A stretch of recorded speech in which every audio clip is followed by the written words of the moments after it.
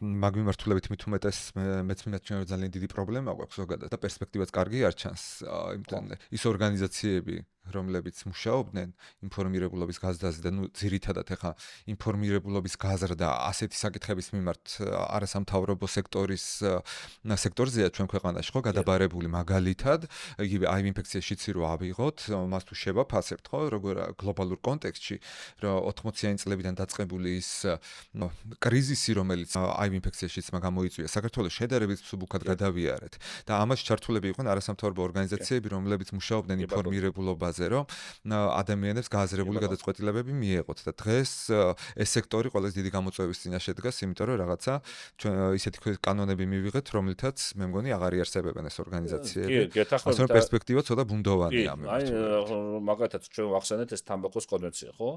თამბაქოს კონვენციის შესახებ საუბარი სწორედ არასამთავრობო ორგანიზაციებიდან წამოვიდა. არასამთავრობო ორგანიზაციებიდან და იმ ორგანიზაციებიდან, რომლებიც სიმსივნეებზე მუშაობდნენ. მათ წამოიყვანეს ეს და მათ თქვეს, რომ იცით რა არის, ჩვენთან დიდი პრობლემაა, გვაქვს ფიტვის კიბოს ძალიან დიდი რაოდენობა და ეს თამბაქოსთან არის დაკავშირებული.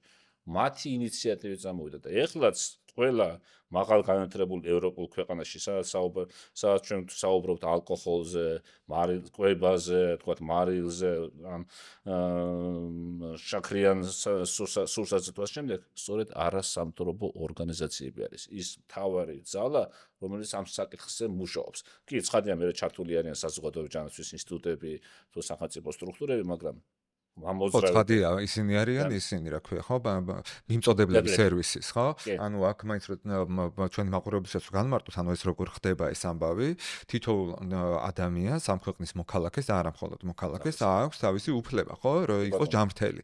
და ამ უფლებების განხორციელებაზე, რეალიზებაზე პასუხისმგებლობა ეკისრება სახელმწიფოს, რომელიც ამ სერვისების შეთავაზებით უზრუნველყოფს ამას, მაგრამ აქ გვაქვს პრობლემა, რომ იგივე რაზეც თქვენ საუბრობდით, რომ კიბორო დღეს ასეთი სერიოზული პრობლემაა მისი მკურნალობა, რომელიც სახელმწიფოსაც ძალიან ძვირი უჯდება და ასევე ბევრი გამოწვევა მაგ მიმართულებით, ხო?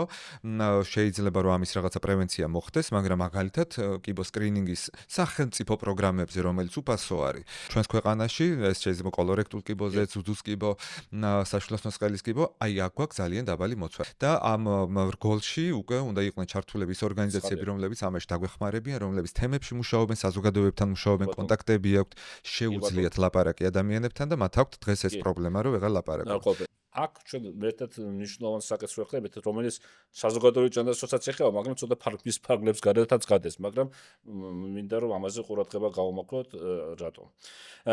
აი ჩვენ შევახეთ ეს არასამთავრობო ორგანიზაციებს და სამთავრობო ორგანიზაციებს, სახელმწიფო სტრუქტურებს. საქმე იმაშია, რომ აი ამ წამყვან ევროპულ ქვეყნებში და მე მოვიყვან სკანდინავიის მაგალითად, იმიტომ რომ 15 წლის განმავლობაში სკანდინავიაში, ნორვეგიაში მუშაობდი და მქონდა ძალიან მჭიდრო შეხება ამ არასამთავრობო ძლიერ არასამთავრობო ორგანიზაციებთან.